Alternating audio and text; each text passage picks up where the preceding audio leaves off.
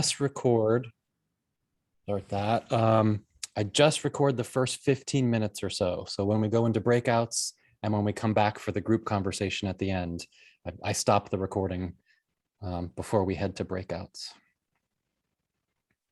So yeah, Xenia, good to see you. Welcome. Andrew.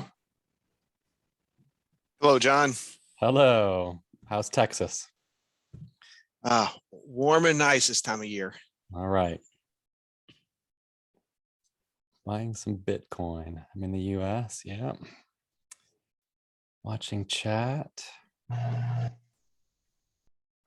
you go. We got the Bitcoin conversation started.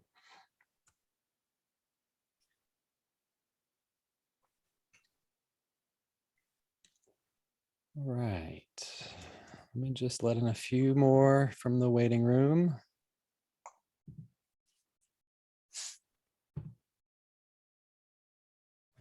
Get started.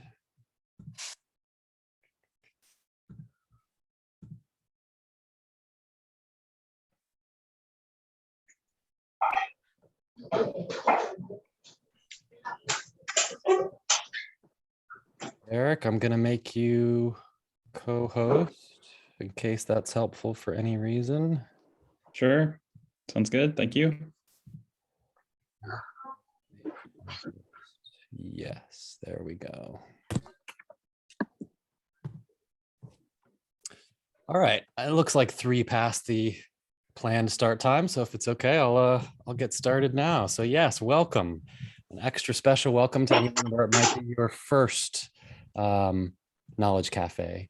So the basic idea, if it is your first, is we start with, we use the David Gertine Knowledge Cafe process.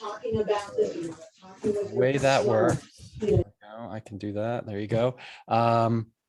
We start with about a 15-minute presentation. So give or take, Derek will do a presentation for us today. It's more of hopefully less about PowerPoint and less of a presentation and more of sort of speaking from the heart, almost like a TED Talk, if you're familiar with TED Talks. It's something in this case that Derek's very excited about, got some lived life experience with this particular topic and approach. And he'll offer his thoughts for, like I say, 15 minutes, give or take. And then what we'll do is we'll go into 3 rounds of small breakouts. So I'll use Zoom to put us into groups of about 3, 4, 5 people is what I'll aim for. We'll probably have time for 3 15-minute rounds. And I'm literally with pen and paper going to try and manually create the rooms so that in each of the 3 rounds, you're with a different group of people. So the whole idea is to sort of, have a very similar conversation, but with a different group of people to see where it takes you after those 3 rounds.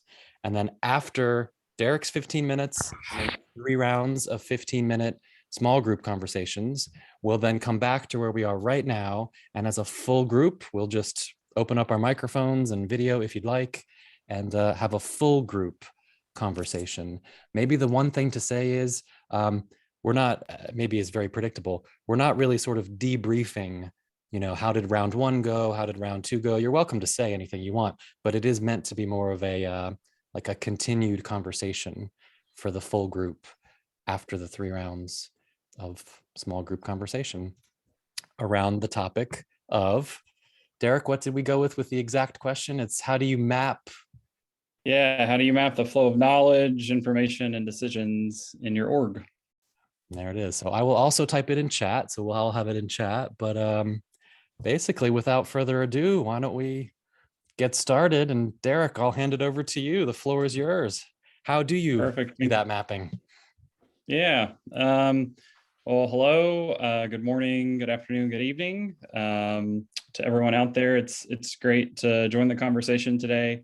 Admittedly, would love to catch more of these than what I'm able to these days, but I think early in the year, John had asked if I'd be willing to kind of jump in and share in one of these knowledge cafes. And I think what we aligned on was organizational network analysis, which is the one answer to the question of how do you map the flow of decisions, information, and knowledge inside your organization. So I'd like to give a bit of context or background maybe about me and how I got started with ONA, share a pretty textbook example, and then maybe walk through a couple use cases before we jump in, and I'll do my best to be quick and high level. I guess precursor up front, I am not the world's foremost authority or expert on this. Google Rob Cross, and that'll get you started. And the example we use comes from him. I told John I'd have one slide and he booed me, but that's about the best I can do for ONA if you're not familiar with it. So I'm a knowledge management and organization development practitioner. And I love that those two fields really are starting to converge more and more, and have even more in common than maybe they did a few years ago when I first learned about the fields, although I'd been a practitioner quite some time before I knew I was a practitioner, which is always fun and probably common for lots of folks on the call. We ran our first ONA project about 3 years ago to the date for a small team. And it was a talent acquisition team, and the director wanted to know how are they networked inside the organization and outside the organization, because we had some bottlenecks in recruiting. And that provided a lot of insights for that team, and then inside my previous organization, and then it just kind of took off from there. And we've been able to run multiple projects in multiple organizations now, and it's a topic that I quite enjoy, and I think it's helpful. And I'll share just a couple slides to maybe show how it's helpful. So bear with me while I do a quick screen share here, and we're gonna go to Keynote. And it doesn't want to cooperate with Keynote. So let's try this. That's not what I'm wanting to do. Let's try this. Yep, it's not quite going to cooperate. So John, bear with me. I'm going to do a quick audible and go with the old Rob Cross graphic here.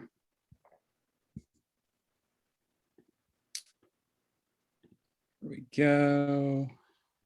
Nope, still doesn't want to do it. It's perfect.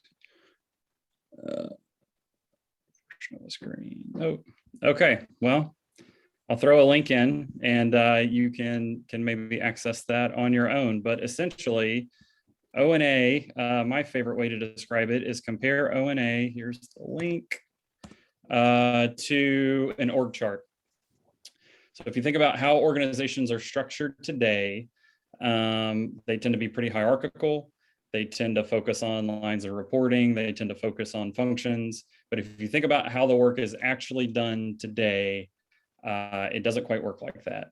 We're working cross-functionally. We're working in teams. And most of the expertise sits close to the customer. It sits in those project teams. It sits with product owners. It's not at the top of the organization. So if you're able to check the link I just sent over, this is the textbook example from Rob Cross. You'll note a couple of things. I think there's 3 circles there. You'll note the person at the top of that organization, Mahrez, is kind of out to the right in the visual. And Mahrez is connected to Mitchell, and I think one other person in this example. And in this particular example, what that shows us is Mahrez isn't really central to the network. So if Mahrez leaves, that organization's probably going to function fine. I mean, they may need somebody to approve PTO and raises and promotions and that sort of thing, but the day-to-day work doesn't really change. You'll also note that I think it's exploration and drilling. This is from an oil and gas example, gets cut off from the rest of the organization if Mitchell leaves. So like that seems like that's quite a bit of a problem, and why is that? The other piece that you'll note in that particular link is that Mitchell's buried way down in the org chart on the left-hand side, but Mitchell is absolutely critical to that organization. And who is Mitchell? Is Mitchell overloaded? Is she a bottleneck? Does Mitchell need a team? What could Mitchell do to this organization to create more cohesiveness, to drive innovation, and to solve challenges? So this is the sort of textbook example you'll see if you Google what is organizational network analysis. Dr. Rob Cross is for sure world's foremost expert. I'd also point you to Michael Arena. He was with the GM. Now I think he's with Amazon Web Services. He's done quite a bit of work in the space. And as you think more and more how we get work done in networks, ONA is one way that we can visualize and map and show all the decisions, knowledge, information flowing to and from different parts of the organization. So I'll take just a couple minutes and maybe walk through, I don't know, John, we'll try to cut this at like 12:45 Eastern. So maybe just one good example. So I've used ONA, like I said, initially, we supported a team and just tried to map how are they connected internally and externally. And what we found out is that team was really insular. So even within the organization, like they didn't get outside HR, which is generally not helpful if you're trying to recruit folks into your organization. You need, especially in that role in that field, lots and lots of connections. So that was a good use case. We've also used ONA to help teams form. So I've spent some time in the financial services industry, which is regulated pretty heavily here in the US. And there are segregations of duties that have to happen between specific roles. And we weren't quite fit for purpose in one part of our organization, specifically in IT. So we had some people building some things and testing some things, and it created quite a bit of risk. So we had to go in and address that issue and really stand up a function from scratch from existing organizations. So we got the two leaders together. This is part of a larger organization design effort, but we used ONA as a diagnostic to help them validate some assumptions and to really show them the insights of what's happening. And I think it's David Green on his website or blog. He's got that sort of same visual that I shared in the link. And I think his says like org charts are really structured, really formal, and generally unhelpful. And then the network maps, the ONA result on the right-hand side, it's invisible. It's informal, but it's highly, highly insightful into the inner workings of your organization. And that proved to be true as we stood up that new function. We found a Mitchell or two in that process. We found somebody who was a broker or a connector to different parts of the organization, and was off everyone's radar, but was actually a really critical connector between like 3 different teams. So that was a good use case for us.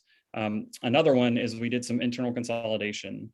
So we had lots of businesses with lots of small teams, and there was a request to centralize a function for efficiency and cost savings, and not so much to eliminate redundant roles, but to get people in roles that were fit for them, to help the organization get fit for purpose, and to streamline some technology too. So those groups worked in silos. And we use this sort of as an org development intervention to say, you're all doing the same work. You're not really connected. You're not even really using the same shared service partners. That's pretty interesting to us. Can you tell us more? And then that team used that to kind of spur on some innovation and collaborative efforts to structure a new team and create some new roles that actually served everyone quite well. I've also had a lot of success using it with merger and acquisition, and then also divestiture. So if you think full life cycle of an organization, ONA is really helpful as you're doing integration work or divestiture work, because you can identify those key points of the network. You can identify folks who are at risk. And I guess the thing I would say, there's probably a question out there, well, how did you even get the network mapped together? In the example from Rob Cross, they ask a simple question: who do you go to for knowledge information? And you're looking for questions like with trust and frequency. So you can do an active ONA and you can go out and survey people. Another way you can do this is on the back end. And if you've got ecosystems inside your organization, so think like Outlook, metadata, Teams, Slack, Zoom, any of those pieces, you can do passive ONA and just kind of monitor the interactions behind the scenes and get kind of a real-time glimpse. I think the beauty is like if you've got the ability to do both, that kind of gives you the best of both worlds. You can see who people are working with on things that aren't quite tracked, and there's not like, breadcrumbs, so to speak, but then you can also see what happens behind the scenes as well. So that's a bit about how you put a network map together, a bit about ONA, just a little history. I think the trigger question, John, I would go with today is, if ONA is one way of how, I think the question I'd like to leave the group is, what's the value of mapping the flow of knowledge, information, and decisions inside your organization? You see a quick example of that. There's a couple different use cases, but like, why would we do this? What's the value of it? That sort of thing. All right. So should I pop that in chat and do it that way? What's Sure, the- I can throw it in there if you'd like while you're. Ah, I think you've sure. got Doesn't some hurt to both visual do work it. to do. Sure. What's the value of mapping the flow of information and knowledge? Yeah, and decisions. Information, knowledge, and decisions. And decisions in your organization. All right, so we'll both put that in chat. And yeah, I've got the breakout rooms ready. I think I'll do groups of 5. Let's do 15 minutes each. That's the prompt question for you. But as always with a Knowledge Cafe, you're welcome to take your small group wherever they'd like to take the conversation. There's no right or wrong direction here. That's just a starting point for you. What's the value of mapping the flow of information, knowledge, and decisions in your organization? Here we go. Enjoy.